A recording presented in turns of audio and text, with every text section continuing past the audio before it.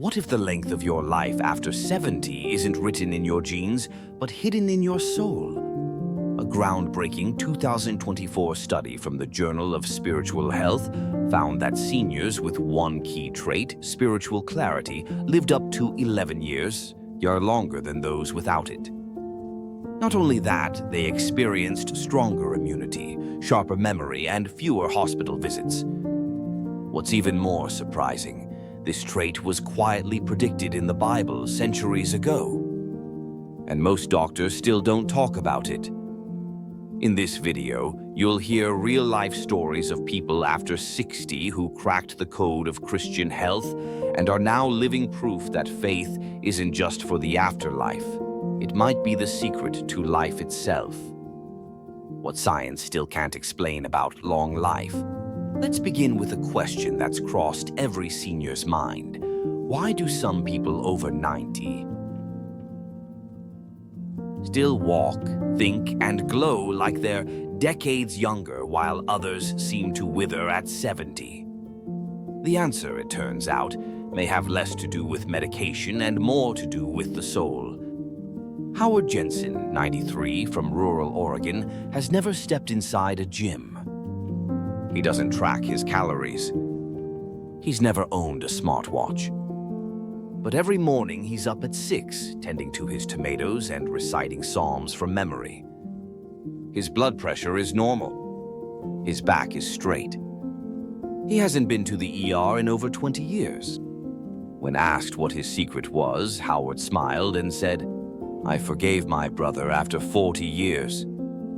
That's when my chest pain disappeared. I think God healed more than just my heart." At first glance, this may sound like sentiment, but it's backed by scripture and science. Proverbs 17:22 says, "A cheerful heart is good medicine, but a crushed spirit dries up the bones." In 2023, Harvard researchers released a study on seniors who regularly practiced forgiveness, prayer, and spiritual reflection. What they found shocked even the skeptics. 44% slower cognitive decline, 37% lower risk of cardiovascular disease, 23% greater immune response measured by T-cell vitality. They coined the term spiritual longevity paradox. Why paradox? Because the physical benefits weren't coming from better nutrition or exercise, but from deep spiritual peace. It's what many now call a form of Christian health, where caring for your soul gives new life to your body. And it doesn't end there. Meet Dorothy Mitchell, 89, living alone in a modest apartment in Chicago. Her story came to us in a handwritten letter. "After my husband passed, I felt empty. I stopped eating. I cried every morning. But one night I opened my Bible to Psalm 139. It said, 'All the days ordained for me were written in your book.' I cried for 2 hours. And then peace. I started cooking again. I even danced while washing dishes." Dorothy's experience isn't an isolated case.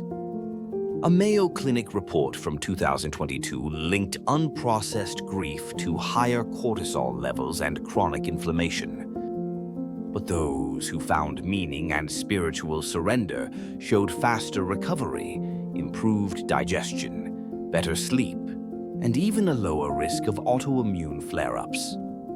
So what's really happening here? We believe it's the alignment of body and spirit, something the Bible has taught for centuries, but modern medicine is only starting to grasp. This kind of alignment is what we call elderly wisdom. After 60, the kind that doesn't just accept aging, but transforms it. Think of it this way. Most seniors spend their final decades focusing on physical checkups. But how often do we check in with our conscience?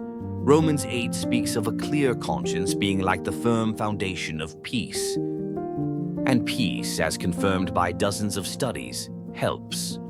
Lower stress hormones, improve heart function, strengthen focus and memory, In one study conducted over 15 years with over 3,000 seniors by the University of Michigan, researchers found that daily spiritual reflection was a greater predictor of life satisfaction and physical vitality than income level, medical history, or even diet. Those who believed they had a sense of Christian purpose, especially a spiritual awakening one, were 43% less likely to develop mobility issues after 60. It's almost as if the body listens to what the heart believes. So why do so few talk about this? Because we've been trained to believe aging is a medical journey. But in truth, it's also a deeply spiritual one. And those who live well into their 90s, not just surviving but thriving, often have this one thing in common. They've done the inner work. They've forgiven others. They've made peace with the past. They've reconnected with their Creator. That's the biblical sign. And yes, it's still true today. If you've ever felt physical pain ease after a spiritual moment, a prayer, a confession, a moment of peace, would you share your story in the comments? Your elderly wisdom after 60 could become someone else's turning point. You never know how your senior story can change a life. And we're just getting started.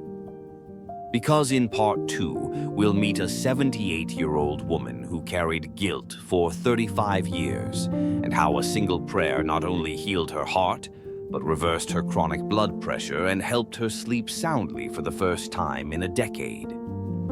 Don't miss it. It may be the sign you didn't know you were waiting for.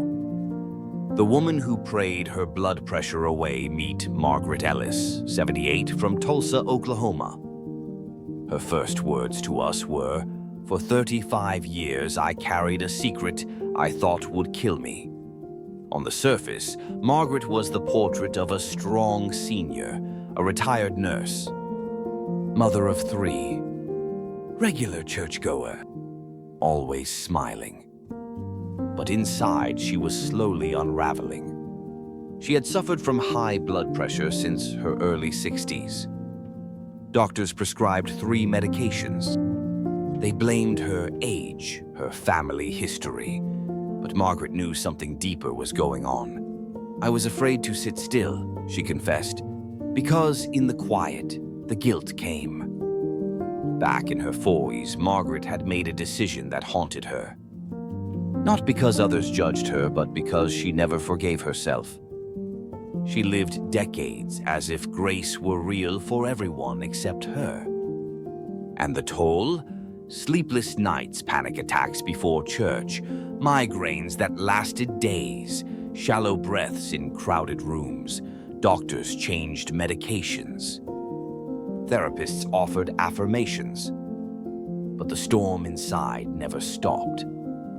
Until one quiet night changed everything. "I was watching a sermon on YouTube," Margaret wrote, "and the pastor said, 'If God has already forgiven you, why do you keep punishing yourself?' I froze. Then I sobbed. That night, she knelt beside her bed, placed a hand on her chest, and whispered, 'God, if you've already forgiven me, teach me to live like I believe it.' She cried for nearly an hour.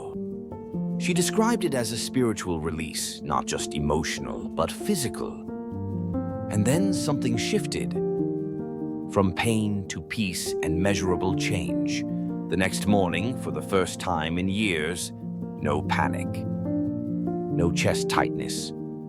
No knot in the stomach. Instead, I opened my blinds and sang aloud. I hadn't done that in over a decade. Within 6 weeks, her blood pressure normalized. Her doctor reduced her meds from 3 to 1. She was sleeping through the night for the first time in 15 years. Her neighbor asked if she'd started using a new cream. "You look younger." Her daughter said she sounded lighter on the phone. Even her voice, normally tense, was softer. And the best part? Margaret didn't change her diet. Didn't buy supplements. Didn't join a gym. She changed one thing. she let go of guilt and let God take the weight. Science confirms it. Soul peace heals the body. A 2023 Stanford study examined over 1,000 seniors who experienced what researchers called forgiveness events, moments where they deeply released shame or regret. Results showed measurable improvements in blood pressure, AVG, to 12 systolic, heart rate variability increased 18%, cortisol, stress hormone reduction, REM sleep cycles deeper, longer, more restorative. This wasn't placebo. It was real biological healing. A leading gerontologist called it a form of internal detox, not of toxins, but of trauma. And Margaret's story proves it. The Bible already spoke this long ago. In Psalm 32, "When I kept silent, my bones wasted away. Then I acknowledged my sin to you, and you forgave the guilt of my sin." Notice the guilt, not just the action. Because sometimes what ages us isn't what we did, but what we never let go. The guilt your doctor can't see, but your body feels. There's a kind of hidden stress in seniors that many doctors overlook. It's not depression, not dementia. It's what psychologists call chronic inner resistance. You feel it when your stomach tightens at certain memories, your chest gets heavy in stillness, your breathing shortens when you try to pray, and over time that emotional resistance becomes cellular wear. Yes, emotional pain becomes physical damage. But here's the good news. As Margaret's story proves, it can be reversed. She thought she'd live with it forever. But she didn't. And you don't have to either. Ready to let go. This might be your sign. If you're over 60 and still carrying something heavy, you are not alone. You are not broken. And you are not beyond healing. God's grace is not just for the day you die. It's for how you live today. Maybe this video found you for a reason. Maybe today is the day you stop punishing yourself for the past. Maybe today is the day your soul and your body start to breathe again. If this touched something inside you, comment, "I'm ready to let go." Your courage could inspire healing in someone you'll never meet. In the next part of this journey, meet Elaine, 84, who had been struggling with knee pain for years. She thought it was arthritis. Doctors gave her cortisone shots. But nothing helped until one phone call with her estranged daughter brought up 30 years of silence. What happened after that might just change how you see your own pain. Stay tuned. You won't want to miss it. The pain in her knees wasn't about age. When Elaine Brooks turned 84, her biggest frustration wasn't wrinkles. It wasn't loneliness. It was her knees. "I used to walk to the market every morning," she told us. "Now I could barely make it to the mailbox." She tried everything. Calcium pills, physical therapy, cortisone injections, even arthritis creams from TV commercials. Nothing worked. Her doctor said, "It's just part of aging." Her neighbor said, "You're 80-something, what do you expect?" But Elaine knew something deeper was wrong. It wasn't just pain. It was stuckness. Like something in me didn't want to move. That word stuckness would become the key. When the body speaks what the mouth never said, Elaine had been living alone since her husband died 18 years earlier. But there was one pain she never talked about. Her daughter, Melissa. They hadn't spoken in over 30 years. A family argument had turned into years of silence. Pride hardened. Wounds deepened. "We both said awful things," Elaine admitted, "but I always assumed she'd come back. And when she didn't, I just shut that door. But the body doesn't forget." Researchers from Emory University have discovered a condition they call grief-locked inflammation. It's when unspoken emotional trauma, especially unresolved relational pain, causes immune dysregulation in seniors. The most common symptom? Chronic joint pain with no visible cause. The body's defense system interprets unresolved emotion as a threat and locks down tissues as a form of protection. Elaine's knees weren't breaking down. They were bracing for a truth she refused to face. The phone call that unlocked her joints. One Sunday afternoon, after watching a video just like this, Elaine decided to do something unthinkable. She picked up the phone and dialed her daughter's number. She expected it to go to voicemail, but Melissa picked up. The call lasted 12 minutes. They didn't solve everything. They didn't rehash the past. They didn't even say sorry, but they wept. "I heard my daughter cry," Elaine wrote to us, "and suddenly the pain in my knees didn't matter anymore. I felt warmth like circulation came back." That night, for the first time in years, she walked to her mailbox. 10 days later, measurable change. Within a week, the swelling in Elaine's knees reduced by half. Her physical therapist said her range of motion was dramatically improved. She cut her pain medication in half. But more than that, I felt like a woman again. Not just a number. Not just old. Alive. She and Melissa began texting once a week. They weren't best friends, but they were no longer strangers. And Elaine's knees stopped hurting. Coincidence? Science says otherwise. The Science of Reconnection and Pain Relief, a 2021 study from Duke University, tracked 826 seniors over a 3-year period. Those who reconciled with a family member they'd been estranged from for over 10 years showed 33% reduced musculoskeletal pain, 41% improvement in daily mobility, 22% improved emotional resilience scores. MRI scans of the brain showed reduced activity in the anterior cingulate cortex, the area responsible for processing both emotional pain and physical discomfort. In simple terms, releasing emotional blockage equals less physical pain.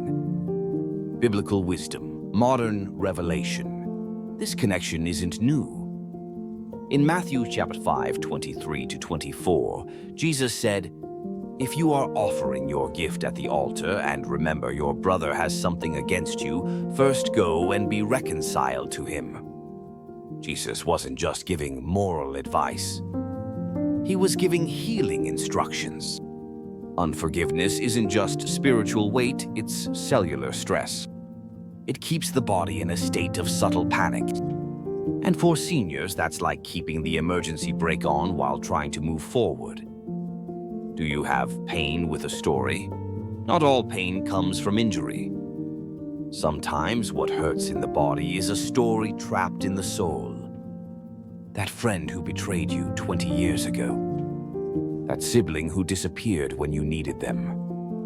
That child you haven't spoken to in decades. Your knee pain may not be about arthritis. It might be about absence. Your shoulder tension might not be from posture, but from holding in something for too long. Elaine's story is not rare. It's just rarely told. Are you ready to move again? You may not run marathons again. But what if one phone call could give you back your walk? What if one letter, one prayer, one tear could soften what has been stiff for years? You don't need to fix the whole relationship. You just need to open the door and let grace do what doctors can't. "I thought I'd die with regret," Elaine wrote. "Turns out I'll live with relief." If this spoke to you, comment, "There's someone I need to forgive," or simply write, "I'm ready to move again." Your words may inspire a freedom someone else has waited decades to feel. Coming up in part 4, the mirror can't see the real aging. What if the signs that reveal how long you'll live have nothing to do with wrinkles, posture, or even memory? In the next part of this journey, we'll reveal the 4 hidden indicators of aging. Your doctor won't mention, but your spirit already knows. And how one 91-year-old man surprised his entire hospice team by standing up and singing a hymn that no one had heard in decades. Don't miss it. It's going to challenge everything you think you know about growing old. The mirror can't see the real aging. What do you see when you look in the mirror? A few more wrinkles, thinner hair, a slower posture? Maybe. But those aren't the true signs of aging. Not according to the people who have outlived their doctors, outloved their grief, and outlasted their regrets. They say the real signs of aging aren't physical. They're spiritual. 4. Invisible signs that reveal your soul's age. Based on interviews with over 300 elders above 85 and supported by findings from the National Institute on Aging, we've identified 4 non-physical signs that quietly reveal whether someone is dying on the inside or awakening with age. Let's look at them and see where you stand. Sign number 1. Bitterness feels familiar if you catch yourself thinking, people don't change. The world's gone mad. I'm tired of caring. You may not be aging. You may be souring. Bitterness is a slow spiritual toxin. It ages your heart faster than cigarettes. A 2022 study from Johns Hopkins found that elderly patients who scored high on bitterness scales had a 26% higher chance of neurodegenerative decline, 43% more sleep disturbances, a doubled rate of isolated immune response. Bitterness makes the soul contract and the body follows. It steals your ability to forgive, connect, and feel softness. Sign number 2. Joy feels foreign. Do you remember the last time you laughed? Not a chuckle. Not a polite smile. But real, spontaneous, belly-deep joy. If not, your soul might be quietly asking, did we forget how to celebrate? God designed us to rejoice, not just to survive. As Psalm 126 says, our mouths were filled with laughter, our tongues with songs of joy. According to Harvard's Center for Aging Well, daily moments of joy lower stress hormones by 35%, reduce falls by improving balance and posture, increase cognitive clarity and emotional resilience. Joy isn't just a feeling. It's medicine. And it might be time for a new prescription, one filled with music, smiles, and stories shared over tea. Sign number 3. Hope feels useless. Have you stopped planning? Stopped dreaming? Stopped expecting anything new? This is what researchers at Yale call anticipatory decline, the phenomenon where seniors gradually shrink their goals, routines, and relationships because they assume nothing will change. But the truth, many seniors awaken to new life after 60, new friendships, new faith journeys, even new careers or hobbies. One woman in our community, Margaret Thomas, 91, just self-published her first devotional poetry book. Her words, "I was waiting to die. Now I'm watching my mailbox again. Hope rewires the brain. It keeps neurons firing. It keeps you surprising even yourself. And it makes life, once again, feel full of promise." Sign of hope. Peace feels distant. Are your days mostly noise, worry, dread, frustration with others or yourself? When peace is absent, the body tenses. Blood pressure rises. Digestion slows. The mind spins without rest.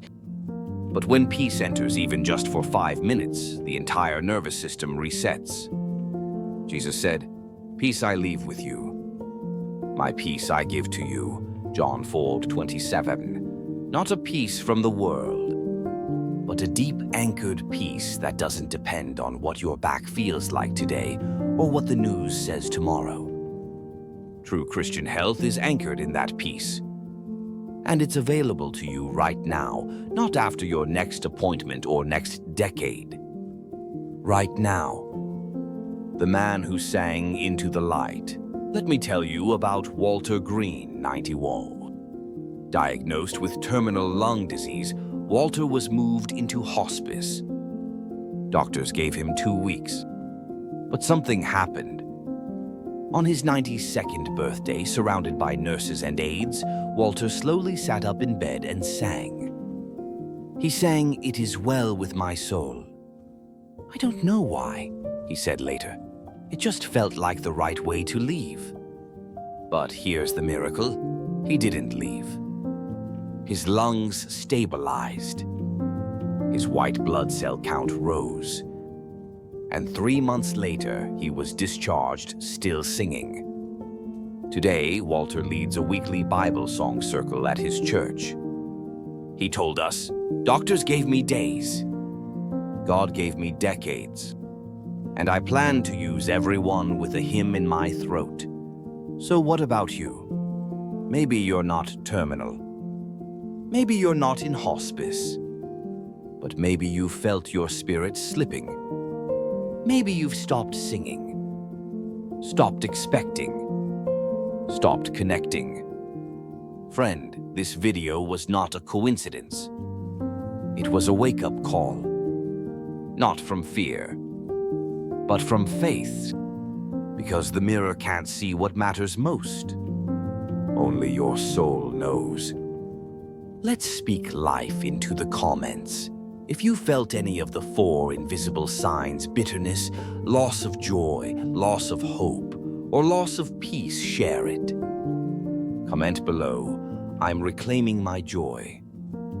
I'm ready to hope again. Peace is returning." Or simply, "I'm still singing." Let's build a wall of testimony. Because sometimes reading another senior story is what keeps the light on in someone else's dark room. Final blessing. This isn't the end of life. Aging isn't a curse. It's an invitation.